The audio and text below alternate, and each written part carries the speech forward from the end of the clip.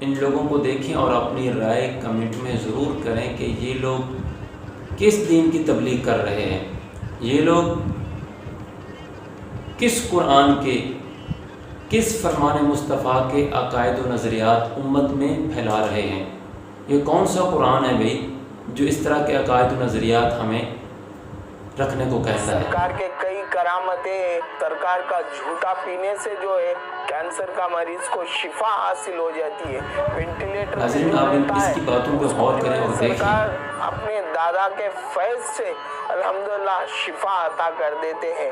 جاتے ہیں وینٹیلیٹر کے پاس اور کہتے ہیں کم باذن اللہ، تو مریض اٹھ بیٹھتا ہے۔ تو کیا کرامتیں ہیں میرے سرکار خواجہ ظریف چشتی کی بھی۔ چشتی کس قدر دین کے ساتھ دھوکہ کر رہا ہے اور اپنے آپ کو ولی کہتا ہے۔ بھئی تو ولی ضرور ہے لیکن اللہ کا نہیں، شیطان کا ہے۔ تجھے کون سی یعنی کہ تائید قرآن و سنت کی نازل ہوئی کہ تو اپنے آپ کو